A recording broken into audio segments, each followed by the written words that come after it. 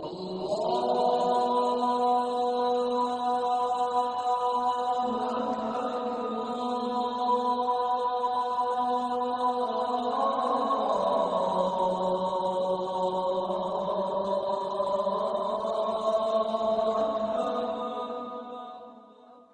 لله والصلاة والسلام على رسول الله وعلى آله وصحبه ومن اهتدى بهداه وأشهد أن لا إله إلا الله وحده لا شريك له وأشهد أن محمدا عبده ورسوله صلى الله عليه وعلى آله وصحبه ومن اهتدى بهداه واستنى بسنته إلى يوم الدين أما بعد.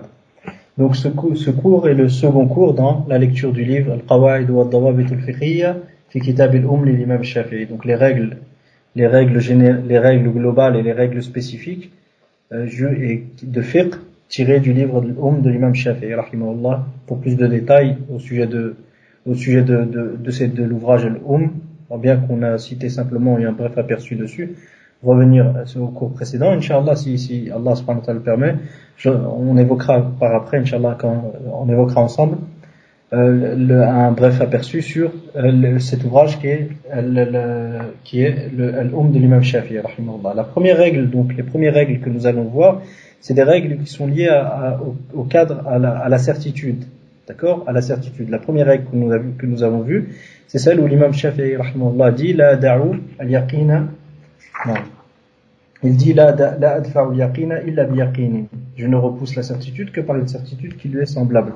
Et on a expliqué aussi que la certitude, ce qui est visé par la certitude, ce n'est pas la conviction certaine dans tous les cas de figure, mais qu'elle pouvait englober aussi ce qu'on appelle al-dhannul ghalib, la supposition majoritaire, qui a trois autres noms, à savoir la supposition apparente, al-dhannul zahir, et la forte supposition, al-dhannul qawi, et la supposition probante, al-dhannul rajih. D'accord? Donc maintenant, nous avons vu brièvement la signification de cette règle. Maintenant on va voir le sens global de cette règle. D'accord?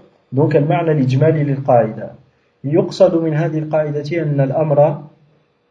أن الأمر المتيقن ثبوته لا يرتفع إلا بدليل قاطع ولا يحكم بزواله لمجرد الشك كذلك الأمر المتيقن عدم ثبوته لا يحكم بثبوته بمجرد الشك لأن الشك أضعف من اليقين فلا يعارضه ثبوتا وعدما. انظر شرح مجلة الأحكام للأتاسي المجلد الأول الصفحة 18. Donc le sens global de la règle. Le sens de cette règle, comme le dit Al-Atasi dans Majallat al-Ahkam al-Shakhsiyya, dans Majallat al-Ahkam al-Shakhsiyya volume 1 page 18, le sens c'est que ce qui est affirmé avec certitude ne peut disparaître que sur base d'une preuve certaine. Ce qui est affirmé avec certitude ne peut disparaître que sur base d'une preuve certaine. Le simple doute n'ayant, et ici quand on dit certaine, je parle de l'yaqin au sens que nous l'avons cité précédemment. D'accord? Ce n'est pas la conviction sûre et certaine qui n'accepte aucun doute. Non, c'est la certitude qui englobe aussi bien la conviction certaine qui n'accepte aucun doute que la supposition majoritaire. D'accord? Que la supposition majoritaire. Mais je vais utiliser le terme, sinon ce que je vais faire, je vais arrêter d'utiliser le terme certitude en raison de ce qu'il peut amener comme confusion, et je vais utiliser le terme yaqin. D'accord? Donc, ce qui est affirmé avec yaqin ne peut disparaître que sur base d'une preuve certaine. Le simple doute n'ayant aucun impact, nous ne pouvons donc faire disparaître cette chose-là sur base d'un doute. Et dans la même lignée, nous disons que ce qui est absent avec certitude ne peut se voir présent sur base d'un simple doute. Car le simple doute ou la simple supposition est plus faible que la certitude. Il ne peut donc y être opposé. Et ce, aussi bien dans l'affirmation d'une chose que dans sa négation. Je répète la citation. Ce qui est affirmé avec certitude, avec yaqin, avec certitude ou supposition majoritaire, ne peut disparaître que sur base d'une preuve certaine. Le simple doute n'ayant aucun impact, nous ne pouvons donc le faire disparaître sur base d'un doute. Nous ne pouvons donc faire disparaître cette chose, la faire disparaître plutôt sur base d'un simple doute. Et dans la même lignée, nous disons que ce qui est absent avec certitude ou avec supposition majoritaire ne peut se voir présent sur base d'un simple doute ou d'une simple supposition. car le simple doute ou la simple supposition est plus faible que la certitude ou la supposition majoritaire. D'accord? Car le simple doute ou la simple supposition est plus faible que la certitude et entre dans la certitude donc aussi la supposition majoritaire. Ce doute, ce simple doute, ne peut y être opposé, c'est-à-dire il ne peut être opposé à la certitude ou à la supposition majoritaire. Et ce aussi bien dans l'affirmation d'une chose que dans sa négation. Et ce aussi bien dans l'affirmation d'une chose que dans sa négation. Fin de citation. Donc par exemple, je vais donner un exemple maintenant et laisser les autres exemples par après. Imagine-toi que nous avons un doute, aussi bien toi ou que le frère. Hafidhakumullah. J'ai un doute. Est-ce que tu m'as prêté de l'argent ou pas? J'ai un doute. Et toi, tu as un doute aussi. Ou par exemple, tu affirmes m'avoir prêté de l'argent, mais tu n'as pas de témoin. Ou moi, j'affirme t'avoir prêté de l'argent, mais je n'ai pas de témoin. Ici, à la base et à l'origine, est-ce que j'ai des dettes envers toi ou tu as des dettes envers moi à l'origine? Non, tu n'as aucune dette envers moi et je n'ai aucune dette envers toi. C'est ça le asl. Cette base et cette origine et ce fondement, est-ce qu'elle est certaine dans le sens où elle n'accepte aucun doute? C'est possible que je t'ai prêté de l'argent et que je m'en souvienne pas. Et il est possible que tu me prêtes de l'argent et que tu t'en souviennes pas. Et il se peut que quelqu'un, il mente et qu'il t'ait prêté de l'argent, mais il renie, mais tu n'as pas de preuve. Mais dans ce cas de figure, un juge islamique, qu'est-ce qu'il va faire? Si tu n'as pas de preuve. Si tu n'as pas de preuve, au moins 2 témoins qui ont assisté à ce contrat. Qu'est-ce qui va se passer? Il va juger qu'il ne te doit rien. Pourquoi? Parce que, à la base, nul n'a de dette et nul n'a de devoir vis-à-vis de qui que ce soit, jusqu'à preuve du contraire. D'accord? Donc, ce qui est affirmé avec certitude à la base, à savoir que il n'y a pas de devoir vis-à-vis des gens qu'à la base, nul n'a de devoir vis-à-vis d'autrui, ou nul ne doit d'argent à autrui, jusqu'à preuve du contraire, ça, cette règle, c'est une règle de base. Si jamais j'ai un doute, oui, mais peut-être que tu m'as prêté de l'argent, ou peut-être que je t'ai prêté de l'argent, ce doute, en soi, il ne peut être pris en compte. D'accord? Et il ne peut remettre en cause la base, qu'on appelle al-bara'at al-asliya, c'est l'innocence de base, ou l'absence de culpabilité, ou l'absence de responsabilité. D'accord? Tout le monde est innocent jusqu'à preuve du contraire, personne n'a de dette jusqu'à preuve du contraire, personne n'a commis de crime jusqu'à preuve du contraire, et ainsi de suite. D'accord? Donc nul ne doit de l'argent à qui que ce soit jusqu'à preuve du contraire. Celui qui affirme qu'il lui doit de l'argent, il se doit d'apporter une preuve qu'il lui doit de l'argent. D'accord? Donc je répète maintenant à la lumière de cet exemple illustratif, et on verra bien sûr un grand nombre d'exemples par après, Inch'Allah ta'ala. Je reviens à la lumière de cet exemple, je reviens sur la citation. Donc, ce qui est affirmé avec certitude ne peut disparaître que sur base d'une preuve certaine. D'accord? Ce qui est affirmé avec certitude ou avec supposition majoritaire ne peut disparaître que sur base d'une preuve certaine. Donc ici rentre dans la preuve certaine la preuve probante aussi. D'accord? Parce que 2 témoins, il est possible que ces 2 témoins mentent. Même si c'est des gens intègres, dans l'absolu, il est possible qu'ils se mettent d'accord pour mentir. C'est pour ça que j'avais posé une question une fois. C'était une question que j'avais posée simplement pour éveiller ce souci ce souci de comprendre la religion et de comprendre les subtilités qui peuvent nous échapper. Imagine-toi qu'il y a 2 personnes, qu'il y a un homme et une femme qui sont mariés. Demain, toi par exemple, tu es marié, d'accord? Qu'Allah nous accorde des femmes pieuses. Imagine-toi que demain tu es marié et que 2 personnes te font un coup bas. Ils viennent mentir et dire que on est sous l'ombre d'un État islamique, qu'Allah subhanahu wa ta'ala fasse que on puisse vivre cette ni'ma un jour. Et imagine-toi que tu vis cette ni'ma et que malheureusement il y a deux pervers qui osent mentir devant le juge et dire qu'ils ont été témoins, que tu as divorcé ta femme 3 fois en plus. D'accord? Tu l'as divorcée 3 fois. D'accord? Ces 2 personnes, en apparence, ils ont ce qu'on appelle al-adalatu dhahira. C'est des gens intègres en apparence. Il n'y a pas de preuve que c'est-à-dire en apparence, ils manifestent l'intégrité. Ils ne font pas de grands péchés en apparence. D'accord? Donc, par conséquent, le juge se renseigne au sujet d'eux, et il s'avère que ces personnes-là sont des gens intègres selon ce que les gens connaissent. Mais ils se sont mis d'accord pour mentir. D'accord? Dans ce genre de cas de figure, toi, tu es certain qu'ils ont menti. quel doit être le comportement de ton épouse? À ce moment-là, comme le dit l'imam Shafi'i, et on va le voir par après, Inch'Allah, sur la règle qui expose que le jugement du juge ne rend pas permis l'interdit et n'interdit pas le permis. Le jugement du juge n'affirme pas de nouveaux droits. Le jugement du juge ne fait qu'informer au sujet du droit, au sujet des droits qu'Allah a fixés. Donc, j'en étais à l'exemple donc, on parlait précédemment de la différence entre le jugement en apparence et le jugement réel. D'accord. Donc, je donnais l'exemple de quelqu'un, il y a deux personnes qui mensongèrement affirment que tu as divorcé ta femme 3 fois. Et tu es sûr et certain que ces personnes mentent.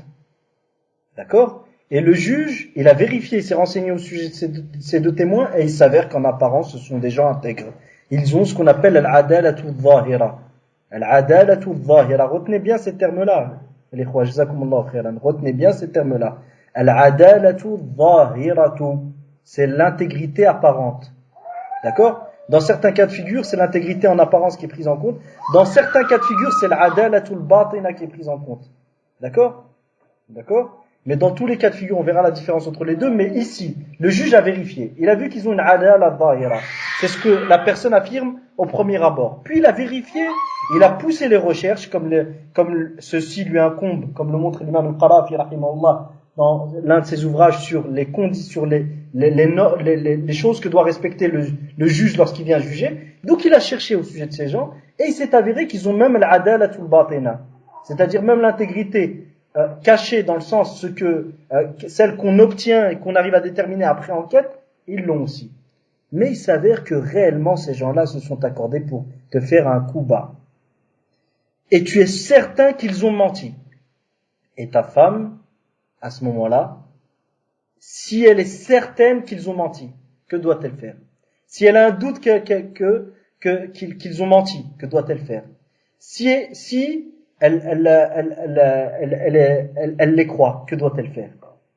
D'accord? Nous, on verra le premier cas seulement. C'est si elle est certaine qu'ils ont menti. À ce moment-là, le mari et la femme doivent, comme le dit l'imam Shafi'i, ils doivent accepter le jugement du juge en apparence. Ils doivent accepter le jugement du juge en apparence. Mais après ça, ils ont le droit d'avoir une relation conjugale. Mais ils doivent prendre garde à faire ça en cachette, car en apparence, ils sont divorcés. Mais réellement, ils ne sont pas divorcés. D'accord? Donc, la femme n'a pas le droit de se refuser à son mari. Elle n'a pas le droit de se refuser à son mari. Et il lui est licite avec elle ce qui est licite entre un homme et sa femme. Pourquoi? Parce que, je répète, le jugement du juge n'affirme pas de nouveaux droits. Comme c'est le jugement du juge n'affirme pas de nouveaux droits. Mais le jugement du juge informe au sujet du jugement d'Allah. Par conséquent, si tu es sûr et certain que le jugement du juge s'oppose à ce qu'Allah subhanahu wa ta'ala a affirmé, le juge n'a commis aucun péché parce qu'il lui est demandé de juger en fonction de ce qui lui apparaît être juste. D'accord? Mais toi, de ton côté, tu dois aussi, tu n'es pas obligé de te soumettre en réalité, et je dis bien batinan, en réalité, tu n'es pas obligé de te soumettre au jugement du juge si tu sais qu'il s'oppose au jugement à ce qu'Allah subhanahu wa ta'ala il a établi. Mais en apparence, tu n'as pas le droit de te rebeller contre ce jugement. J'invite un autre frère, Inch'Allah.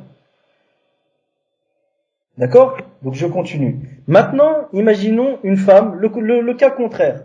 Une femme, elle est sûre et certaine que son mari l'a divorcée 3 fois. Mais son mari, lorsqu'il va devant le juge islamique, il dit « Wallahi que je ne l'ai pas divorcée ». La femme n'a pas de témoin. Elle n'a pas de témoin qu'il a divorcé 3 fois. Mais elle est sûre et certaine qu'il a divorcé 3 fois. Le juge, va-t-il juger qu'elle est sa femme ou non? Naam, il va juger qu'elle est toujours son épouse. Le juge va-t-il juger de la continuité de leurs liens conjugaux? Naam, il va juger de la continuité de leurs liens conjugaux et de la légalité de leurs liens conjugaux. Mais la femme a-t-elle droit de permettre à son mari d'avoir des rapports? Non, elle lui a pas le droit. L'imam Shafi'i, rahimahullah, il dit, s'il l'approche, elle doit même le frapper pour le repousser, parce qu'il ne lui est pas permis et parce qu'elle sait que ce n'est plus son mari, et qu'elle lui est interdite. Par conséquent, elle ne doit pas lui permettre de s'en approcher, et elle doit fuir comme elle peut. Bien que le juge ait jugé en apparence qu'ils sont toujours liés par un lien conjugal. Et ceci est la distinction entre le jugement en apparence et le jugement réel dans certains cas de figure et qu'on verra, Inch'Allah, dans les prochaines règles qui vont suivre. Donc je reprends. Le sens de la règle lorsque l'imam Shafi'i rahimahullah dit dans Kitab al-Umm la adfa'u al-yaqina illa bi yaqinin, je ne repousse la certitude que par une certitude. Donc on a exposé que signifiait la certitude et qu'elle englobait aussi la supposition majoritaire, al-dhannu al-ghalib qui porte trois noms, entre autres al-dhannu al-zahir, la supposition apparente, al-dhannu al-qawi, la forte supposition, ou al-dhannu al-raji', la supposition probante. Donc, et que la certitude, comme le dit l'imam Shafi'i, que la yaqin, comme le dit l'imam Nawawi rahimahullah, dans Sharh Sahih Muslim, elle n'englobe pas simplement la conviction certaine qu'il n'accepte aucune forme de doute, et qu'elle englobe aussi la supposition majoritaire. Donc, je reviens sur cette règle-là, le sens de cette règle, comme le dit Al-Atashi dans Majallatul Ahkam al-Shakhsiyya, dans le Sharh, le commentaire de Majallatul Ahkam al-Shakhsiyya, volume 1, page 18. Donc, ce qui est affirmé avec certitude ne peut disparaître que sur base d'une preuve certaine. Ce qui est affirmé avec certitude ou avec supposition majoritaire ne peut disparaître que sur base d'une preuve certaine ou une preuve qui est qui a un statut certain, bien que on va garder une preuve certaine. Le simple doute n'ayant aucun impact, nous pouvons donc la faire disparaître sur base d'un doute, d'un simple doute, et dans la même lignée, nous disons que ce qui est absent avec certitude ne peut se voir présent que sur base d'un simple doute. Car le simple doute, ou la simple supposition, d'accord, est plus faible que la certitude, ou la supposition probante, ou la supposition majoritaire, ou la forte supposition. Il ne peut donc, ce simple doute, ou cette simple supposition, y être opposé. C'est-à-dire, il ne peut être opposé à la certitude, ou à la supposition majoritaire, ou la supposition probante, ou la forte supposition. Et ce, aussi bien dans l'affirmation d'une chose, que dans sa négation. Fin de citation. Et Al-Sheikh Al-Bournou, dans son ouvrage, l'encyclopédie des Qawa'id des règles de fiqh, qui est un ouvrage qui reprend en fait, qui répertorie les règles de fiqh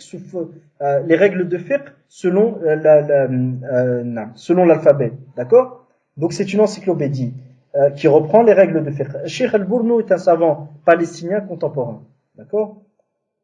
Il dit dans cet ouvrage, volume 2, page 111, il explique cette règle de la manière suivante. Si une chose est affirmée par une preuve évidente et certaine, cette preuve évidente et certaine qui comporte un statut légal, cette certitude que l'on aura déduit ne pourra disparaître que sur base d'une autre certitude semblable.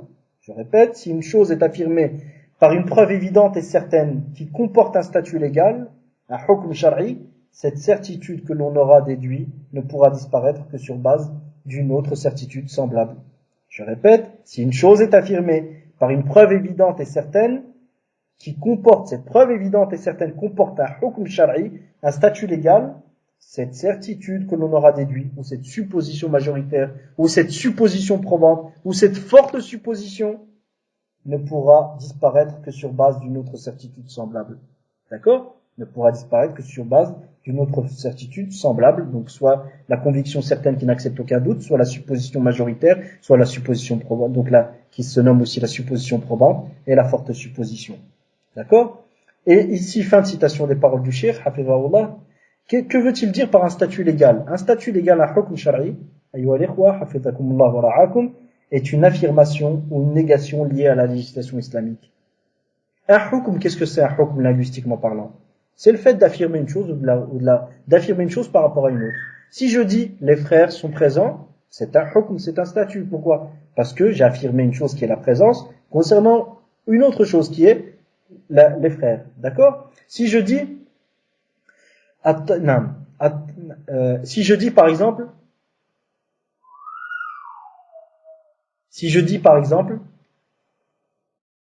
Atarumul Nam.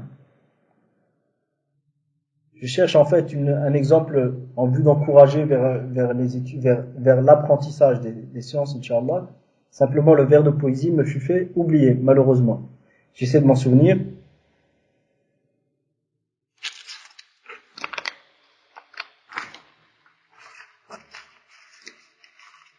Alhamdulillah, je l'avais écrit dans un papier qui se trouve à côté de mon bureau. Donc grâce à Allah, je l'ai retrouvé, alhamdulillah. بِقَدْرِ الْكَدِّ تُكْتَسَبُ الْمَعَالِي. En fonction des efforts en fonction des efforts que l'on fournit, les choses nobles sont obtenues.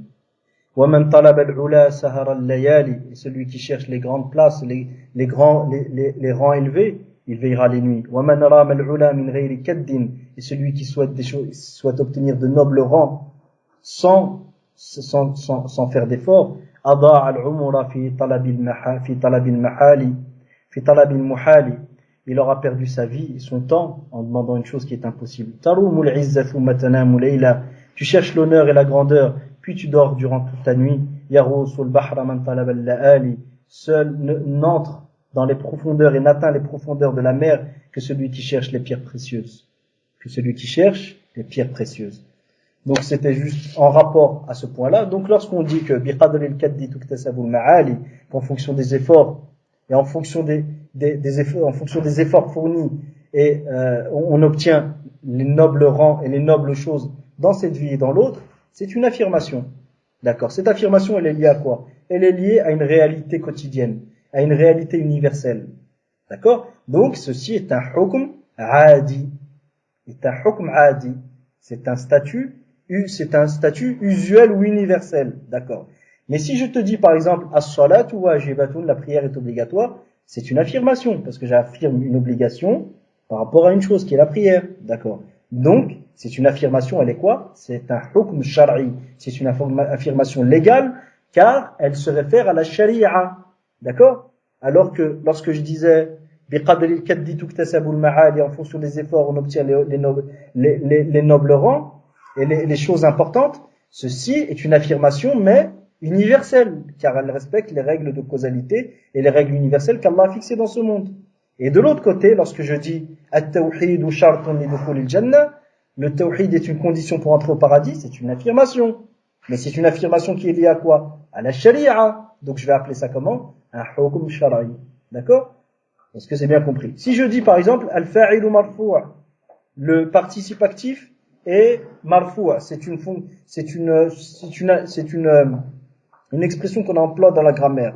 Ceci est une affirmation, mais cette affirmation elle est liée à quoi? Au nahw, à la grammaire. Donc c'est un hukm lughawi ou un hukm nahwi. C'est soit un statut grammairien, soit un statut linguistique, d'accord? Et ainsi de suite. Donc je reviens à la définition de Cheikh Al-Bournou, et il dit si une chose est affirmée par une preuve évidente et certaine cette preuve évidente et certaine qui comporte un statut légal, cette certitude que l'on aura déduit ne pourra disparaître que sur base d'une autre certitude. Cette certitude que l'on aura déduit ne pourra disparaître que sur base d'une autre certitude. Et ici s'arrête le cours, Inch'Allah. Wa jazakumullahu khairan. Et comme j'ai dit, Inch'Allah, la prochaine fois on va voir les preuves de cette règle, et puis des exemples illustratifs et la position des savants de l'école de l'imam Shafi'i rahimahullah à ce sujet. Et donc les cours se font quotidiennement bi'idhnillahi ta'ala et ils durent 20 minutes maximum. D'accord? Ils durent une demi-heure Inch'Allah. Normalement une demi-heure, mais j'essaie de faire très très court. Pourquoi? Pour pouvoir durer dans le temps, car la science vient par les révisions. D'accord? Donc petit à petit on révise ensemble et on apprend ensemble, et ces règles-là, ils vont nous ouvrir ils vont nous ouvrir de ces portes dans notre vie, des portes étonnantes, subhanallah. On va trouver des alternatives à des problématiques qui nous ont posé problème pendant fort longtemps. Jazakumullahu khairan, qu'Allah subhanahu wa ta'ala facilite. Wa sallallahu wa sallam wa baraka ala nabiyyina Muhammad wa ala alihi wa sahbihi ajma'in walhamdulillahi rabbil alamin. فما كان من صواب فمن الله وحده وإن أخطأت فمن نفسي وأستغفر الله. Comme disait Ibn Mas'ud radiyallahu anhu, comme le rapporte Imam Nasa'i rahimahullah, après avoir répondu à une question sur l'héritage, il a dit et tout ce qui a pu être juste ne vient que d'Allah, et si je me suis trompé, astaghfirullah, je demande pardon à Allah. Assalamu alaikum.